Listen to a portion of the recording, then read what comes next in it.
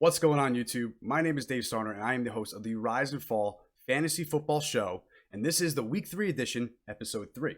On this episode, we're covering 4 games from the Week 3 docket, bleeding into the 4 o'clock games. The first game on the agenda is the Chicago Bears at the Atlanta Falcons.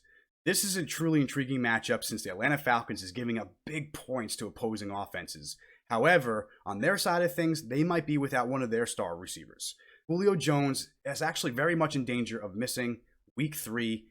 If he does, Russell Gage, absolutely fire him up. He has 21 targets in the first 2 weeks of the season. He hasn't had less than 9 targets in the first 2 games. And that was with Julio in the lineup.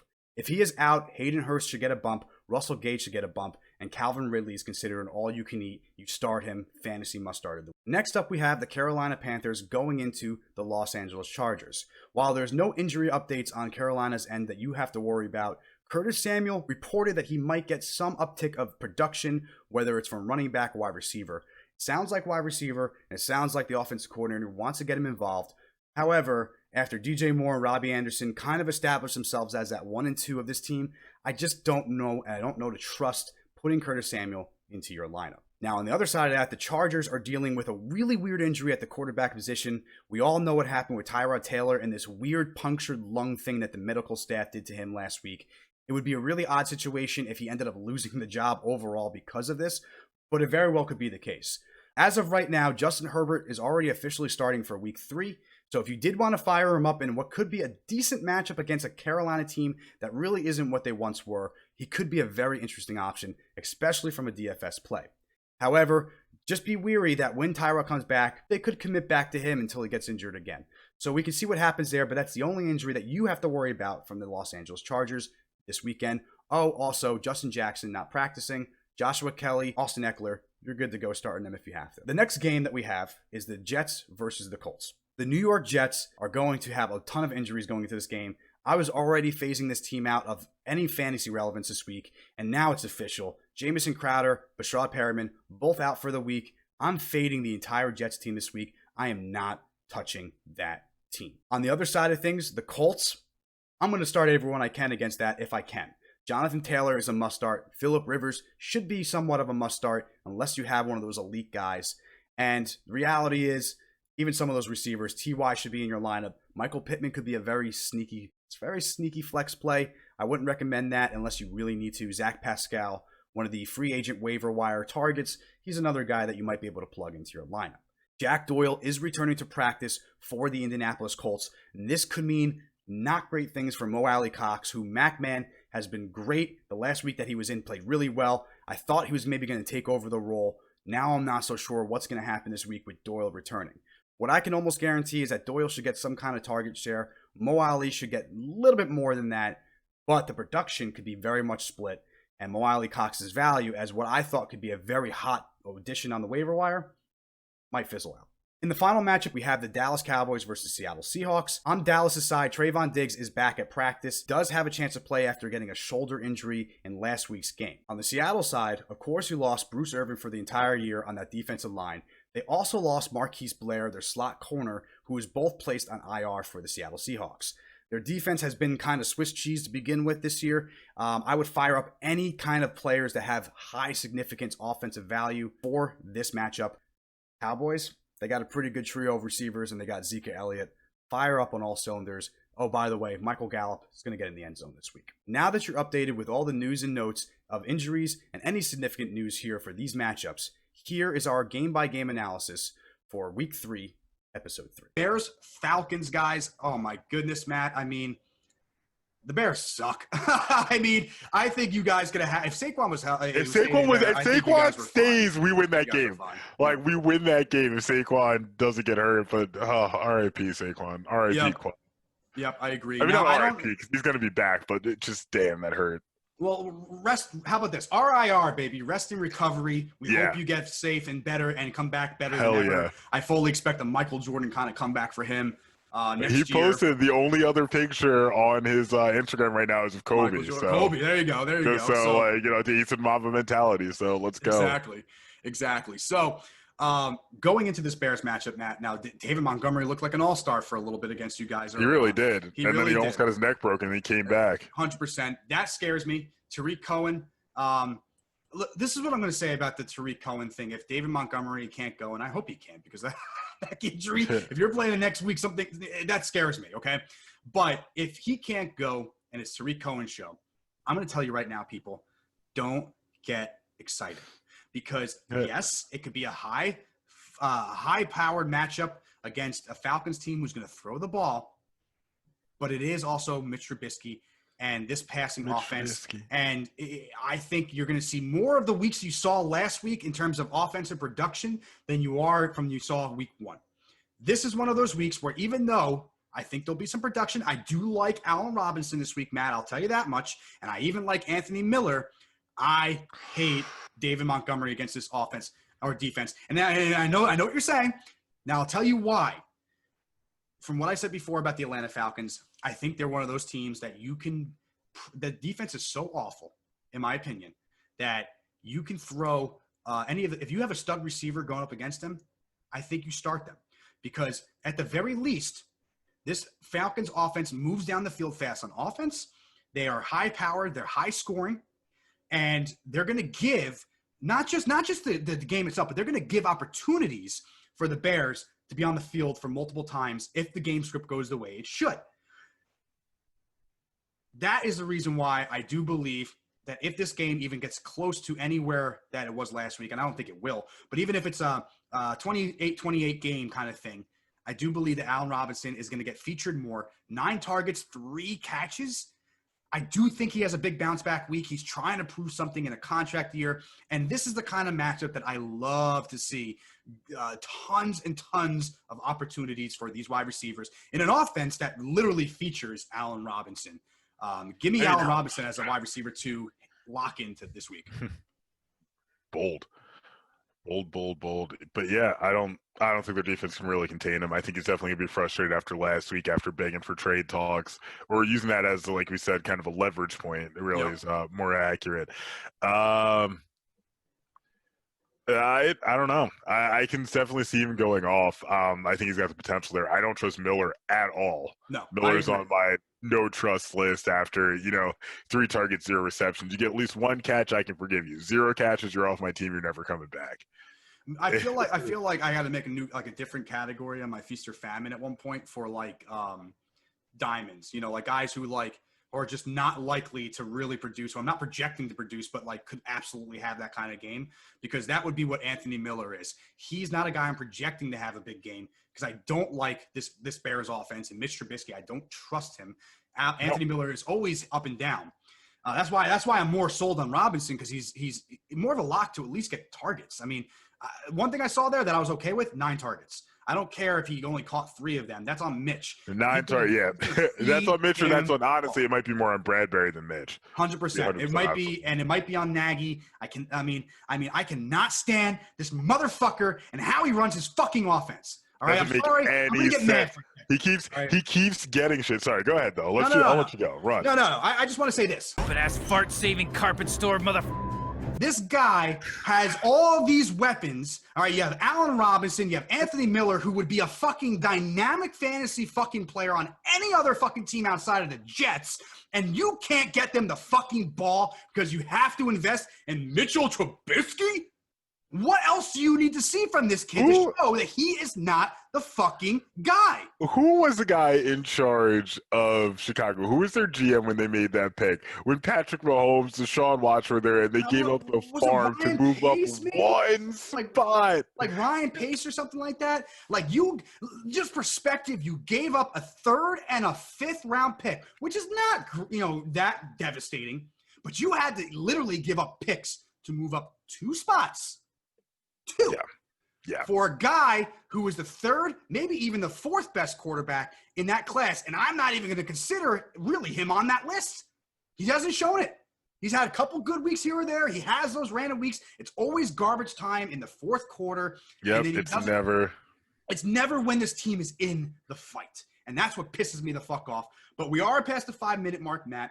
Let's go down to the Falcons. Let me calm down here for a second, because regain yourself. Let's get composure going, okay? I was in great pain about Matt Nagy but I'm not about Calvin Ridley, baby. I love him. You know, he was one of my top-ranked receivers coming into this year's draft. He was my must-have receiver on your roster. I tried to get him in almost every league. I only got him in one, but the one that I got him in, Matt, I mean, just going to throw this on here real quick. We did pretty damn well last week. 26.4 fantasy points in my league. He went off. 10 targets, most on the team for 109, 2 TDs. Matt, I watched these plays, and it's actually disgusting. On my TV in the background here as I'm talking to you, 29-24 right now. Hey, guess what? I know how this ends, Atlanta. But the dynamic ability of this kid is phenomenal, and he might be – I think we're seeing a changing of the guard here. I think he is getting into potential all-you-can-eat status at the wide receiver.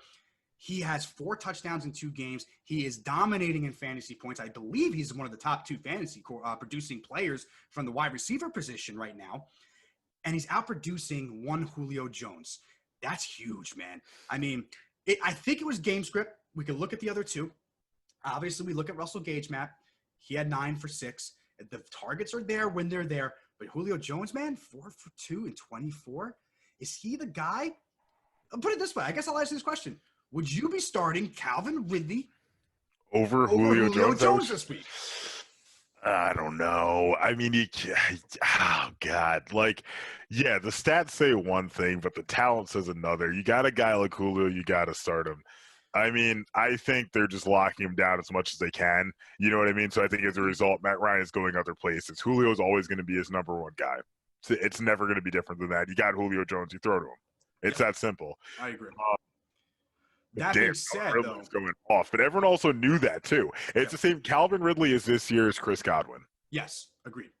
And I actually, ironically, in my big league, you know this, I had Chris Godwin I drafted, and then I drafted Calvin Ridley because I thought to myself, he's going to have that kind of season. And it's crazy to me, too, because a lot of people sleep on number 2 wide receivers, not realizing that just because you're the number 2 on the offense doesn't mean you're always the number 2 throw. 100%. You know what I mean? It's like there's a lot of times that if the number 1 guy's locked down, the number 2 guy's wide open, which was kind of my experiment with Michael Gallup this year that hasn't panned out quite yet, but I'm going to give him a couple more weeks to really get his shit together. I think we'll talk about them, but I do think that you'll see some more production from Michael Gallup. I think right now we're seeing a lot about the target share. We got to figure out what's going on there. But I think so. Matt, my feast or famine list, just to give you kind of an idea, we talked on that sheet how it works. Now it's funny because I actually had a couple of unique rankings in there where I had the Atlanta receivers, all 3 of them, ranked together, as well as the Cowboys receivers, because I thought all of them were going to eat in that matchup. And for the most part, outside of 1 from each team, 2 of them ate on both teams, right? What that tells me is that when you're looking at these rosters, it seems like the theme for the Cowboys, for the Falcons, anyone with 3 wide receivers that could be interchangeable, 2 of them are going to go off, right? Yeah. 1 might be the one that doesn't. And unfortunately, we're just not going to know that from week to week. This week could be a Julio week and a Russell Gage week, and all of a sudden Calvin Ridley might have a shit week. So, yes, you're going to start Julio Jones. You're going to start Calvin Ridley. I think the biggest question mark, yes, you do start Russell Gage, especially if you have injuries. He's proven as a slot number 3 that he is one of the top options, even when the tight end is getting targets like he did this week. One guy, before we get done here, Matt, I want to get in before this, Hayden Hurst. Sit him this week. Bears have been really stingy against the tight end position. They do have good linebackers, and the pass rush there, it could be a problem. And they do have a decent secondary, so just be careful about that going into the game. Panthers at Chargers. First thing I want to talk about with you, Matt, Justin Herbert got his surprise start. All of that coming, like the freak injury to Tyrod Taylor, who Anthony Davis is still convinced should be the starter on that team. You really just opened the door for Herbert, and Herbert actually played really well. You know, all things considered, against the Super Bowl champions, like the Chargers were very much alive in that game. I would have liked to see a little bit more target distribution there, but like the Chargers aren't a bad team by any means. I'll say this.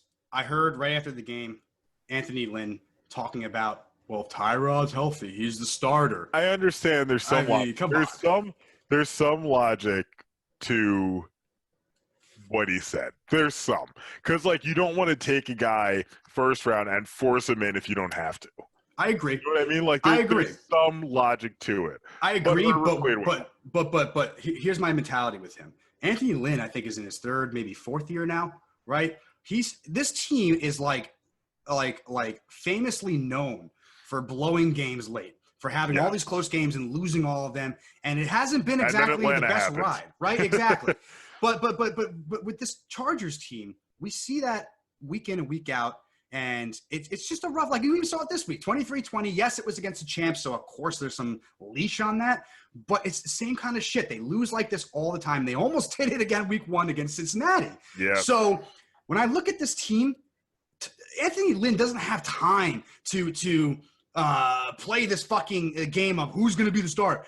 Go with your rookie. You drafted him. If you guys don't produce with Tyrod Taylor, which is a fucking possibility, you might not be here to see the fruits of your labor, of your work, of the guy that you brought in to be the franchise after he just put up a really good game against the Super Bowl champions. They almost won that.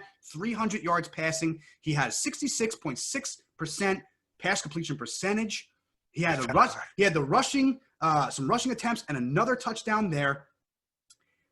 He needs to be in there. And the reason I say that is because not only did he play better than just Tyrod in general, but he elevated the game, in my opinion, for almost half of his team. And you look at the stats here, Austin Eckler had a much better game. I look at this from his value because I have him. He's a guy with, as long as Justin Herbert's there, be very confident about throwing Eckler into your lineups. Be happy. Josh Kelly, another guy who you can have on your team. If you need to throw him in for standalone value, in my opinion, he's the biggest handcuff with standalone value right now in the NFL because he kind of has a hold. I mean, you can see it right here, 23 attempts for 64 yards, a lot of those in the red zone, Matt. He is the Melvin Gordon now of this offense. So again, 38%, 39% on Yahoo, could be a little lower on ESPN. If he's available in your league, which he's not in any of mine, but if he is, number 1 waiver wire priority, go get him because he, if any injury happens to Eckler, is the guy, and he's going to have standalone value and going to get production for you week in and week out. He's kind of, Kareem Hunt maybe is the best one on that level. But I would say Josh Kelly right now is right behind Kareem Hunt in that role. So that's what I really like out of them. And, Matt, we did see a little better production from one Keenan Allen with Justin Herbert. In my opinion, man, if he is the quarterback, Keenan Allen needs to be in your lineups. Yeah, Keenan Allen. I mean, honestly, Keenan Allen should always be in your lineups anyway. So, for a number 1 guy, he's very underrated. You know, he really, really is. Like, you're looking at a guy who's – his stats kind of speak for himself. Look at the target share. I mean, that's been the ongoing theme, I think, tonight. Like, look at the target share. Right. He's got to be in your lineups. One of the biggest things for the early weeks is you got to look at target share because right now we're still figuring this out. All right, week 2, we got some better ideas, but we still – need a little bit more data to understand just how these offenses are going to scheme for the year. With the targets are a big way of doing this. And of course, that never always translates into fantasy production. Our job here today on this show is to try to identify the ones that are worth that production that we think will do it. He is one of them. Joshua Kelly, throw him on your list. He'll be on my feast list as well. Eckler, if Herbert's going, he's going to be at the top of that feast list. I just don't, I'm not comfortable saying he's going to get production like last year just yet until I see a little bit more of the receiving target share production from him. But both guys pretty even down the stretch. You could be comfortable lining both of these guys up in your lineups together if you even needed to in any given week, especially against weak defenses, which is kind of what we're dealing with the Carolina Panthers.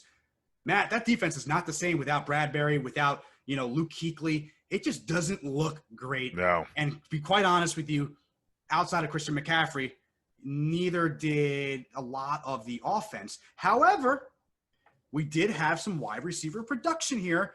And one of my guys – Which is what we said earlier. Yep. And one of my guys, if you listened to the show last week and you went out and got him and you had to start him and you did, you'd be happy with the results of Robbie Anderson. 13.4 points, 10 targets, 9 of them caught for 109. That's what you want to see out of a number 1, number 2 receiver for a Carolina team that's very young. DJ Moore also went off, so you love seeing both of them do their thing. Those are the two guys to own on this offense that I feel comfortable. I would say my comfortability playing these guys would be right now DJ Moore, Mike Davis, Robbie Anderson. In that order, those would be the three that I would throw into the lineup this week. Chargers defense has been pretty good. I mean, they did play well against Kansas City, and they were stingy against Cincinnati Bengals. So this week, maybe a tick down for them. I don't trust Teddy Bridgewater for shit at this point. Yeah. But I'm comfortable throwing in Mike Davis. I'm not as comfortable throwing in the receivers. Although if you have DJ Moore, you're most likely starting him. Robbie, even though I was high on him last week, Matt, I really liked him. I think the receivers with Casey Hayward on that backfield, even though without Derwin James, they're still a good secondary. I would have some reserves about both guys producing, but I do think one of them will produce. It depends on who on that team is that Casey Hayward is going to be lining up on. I do think right now, if I had to guess, it would be DJ Moore. So that could be a nice sleeper pick for Robbie Anderson. He could do it again. But I think the 9.75 is a fair value for Robbie, and that's what you should expect from him this week. I think that's fair. Going into the rest of the matchups here, Matt. Hunter Henry, are we starting him in this matchup, by the way? 8 for 6, 83 yards. Good target share. He was second on the team. Are we sure? I mean, he's definitely inactive for this week, Tyrod Taylor. We don't know yet. No, we don't know yet. Because that's going to be the major factor. Now, because if Herbert plays, I think we can expect to see that safety blanket move where, he's dumping off to his tight end. I agree. If Tyrod's in, I'm not sure how that's going to go. Tyrod's pretty efficient with the football, all things considered. I agree with that, but at the same time, I brought up week 1 stats rather, because, he did have 8 targets in that game, 5 for 73. Pretty actually consistent if you look at it, 8 for 6, 83 yards. If that production continues, and I'm comfortable getting 9 minimum points. If the floor is 9 points in fantasy for a tight end, I'm happy with that. As well you should be. But there are some players that I would say, you take another like Jonnu Smith over Hunter Henry. I have him that high. So Hunter Henry was always on the cusp of all you can eat because of how thin the position was. Now he's more in a feast category. I think he's going to be a low-end feast player with a potential of a famine, meaning that he could have some guys on my famine list that could overtake him in the rankings in terms of production.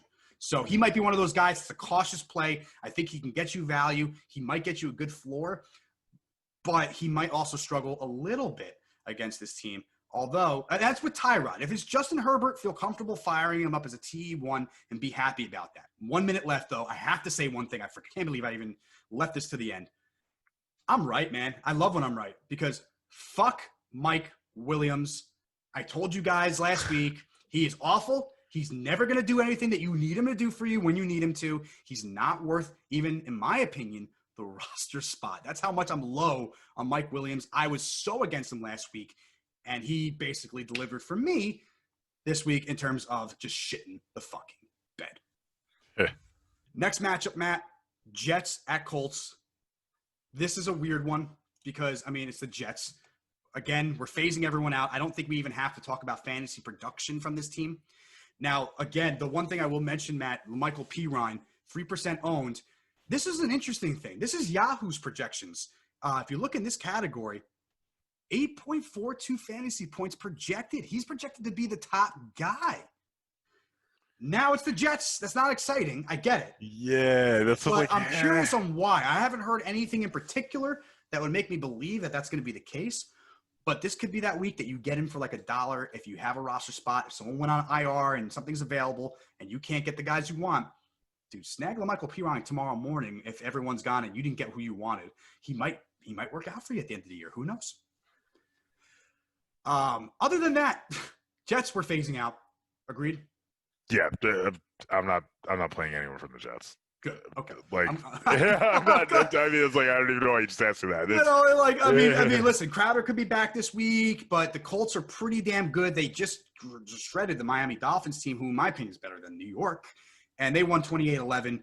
Their defense, they had Darius Leonard and a bunch of really good players. And I think they had Buda Baker, is it Malik Hooker? I do think they lost a safety. I think Malik Hooker or someone for them got hurt for the year. But I don't. Yeah, we're phasing out the Jets. Nothing to really talk about there. The big things in this game, you're going to start Jonathan Taylor. He's a must start. He went off. I played against him in the league. In this league that I had this kind of game. So luckily it didn't affect me as I won by 101 points, Matt.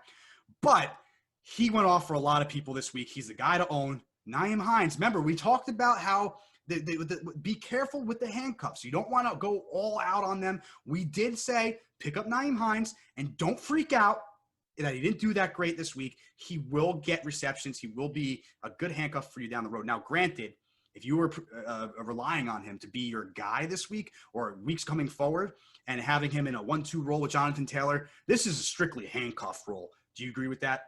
Yes. Now, wide receiver, Matt.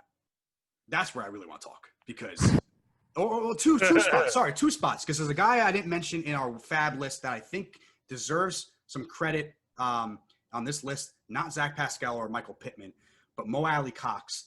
I kind of forgot that Philip Doesn't even Rivers, sound like a real name. Yeah, right? But he produced, man, 6 for 5, 111 yards. That's fantasy production and a tight end. Now, Jack Doyle could be back this week, so be careful if you're going to go after him in the free agent waiver wire tonight. But that production, you can't ignore. That's kind of like if he becomes the Eric Ebron of this team, you still kind of want to go with that, right? Because we saw Eric Ebron. People didn't want Eric Ebron when Eric Ebron was Eric Ebron. Right.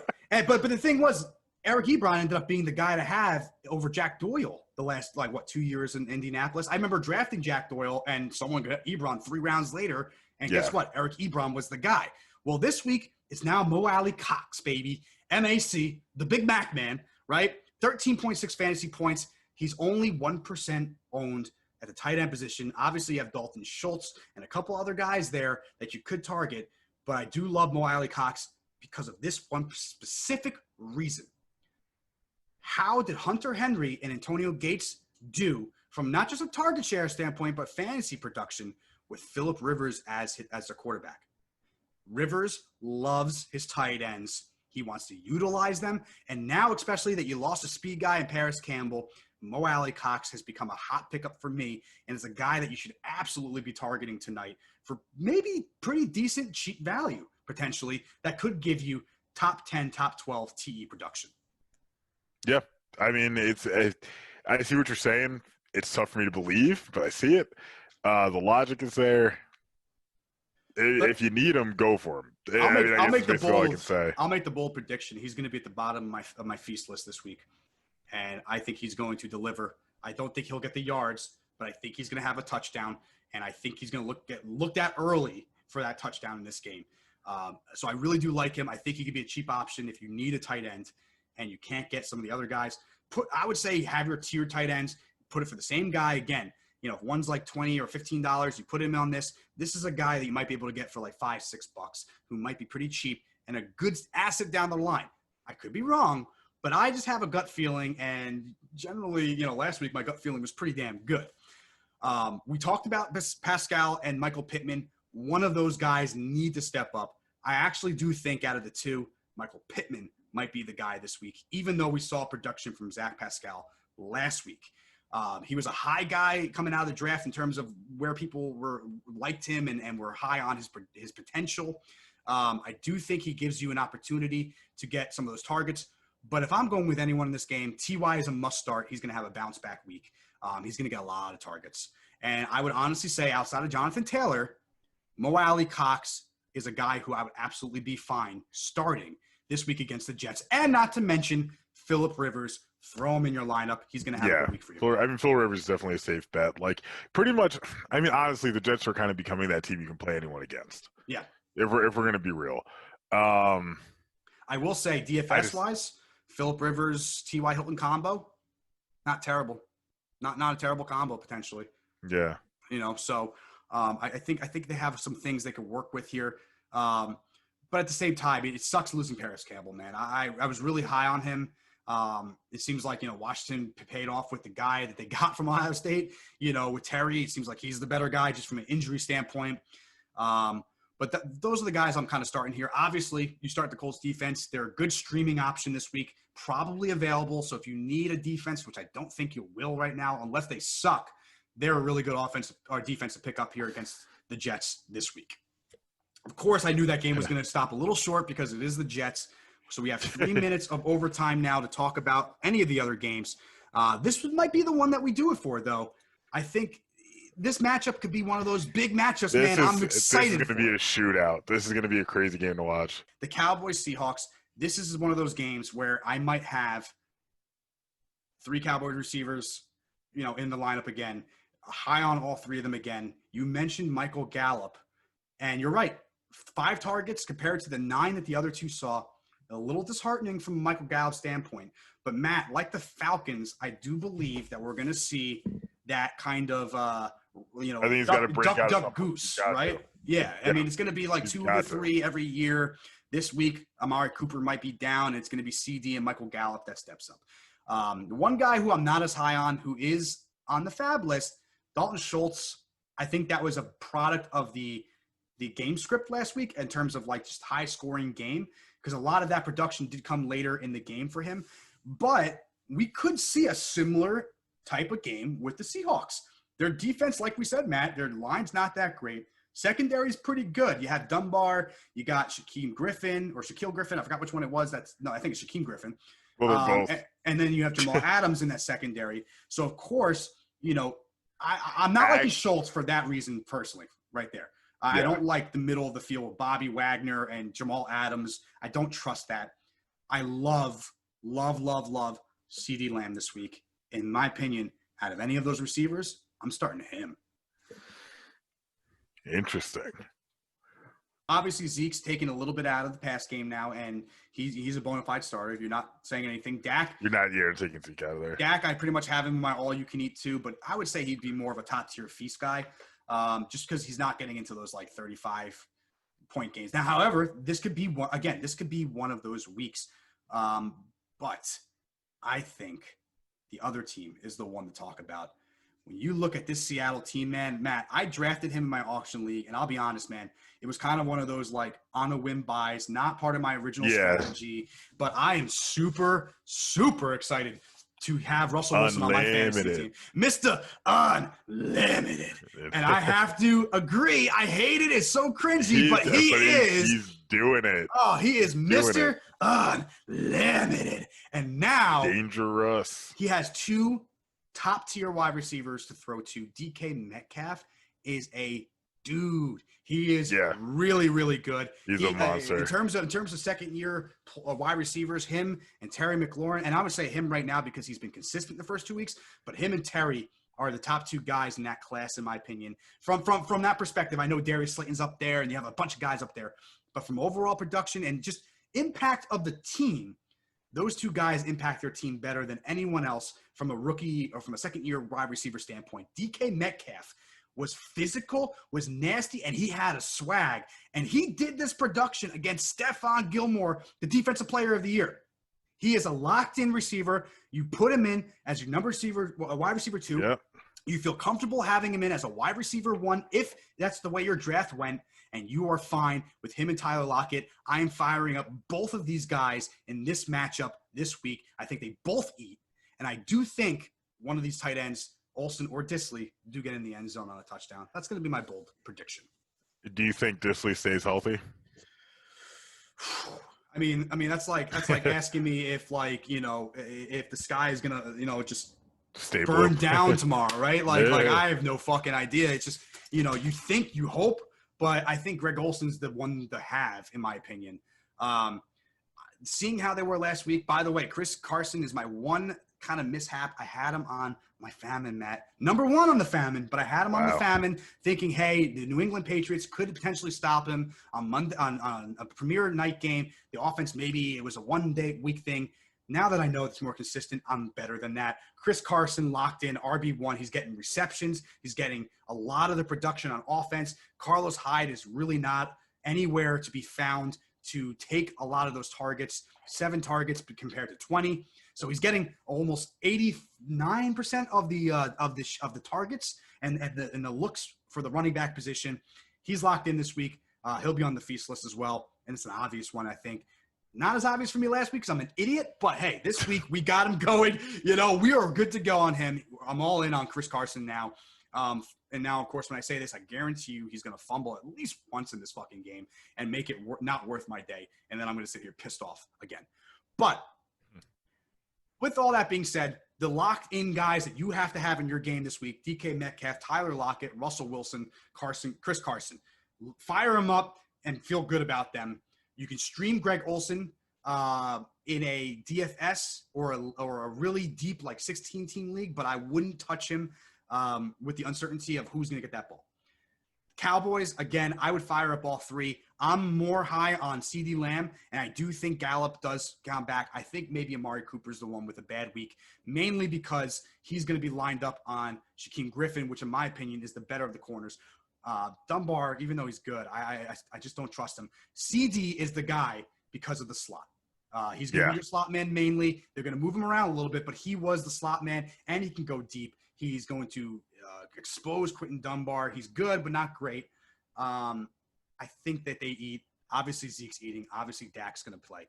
I do think, though, that Dalton Schultz has a down game. I don't think he's going to produce, so be wary about signing him on tight end. I just have not trusted tight ends with Dak Prescott throughout his career, and for good reason. That's fair. It's very fair. So just to recap, Dak Prescott, Zeke, Amari Cooper, Gallup, Lamb, you're starting, okay? Gallup, we are projecting to have a much bigger bounce back week. CeeDee Lamb, I'm projecting to go off. Amari Cooper, I'm projecting to maybe have a tough week. All right. Russell Wilson, Chris Carson, DK, Tyler Lockett are your must starts on the other side. Yeah. I'm phasing out these defenses, and I'm phasing out the tight ends.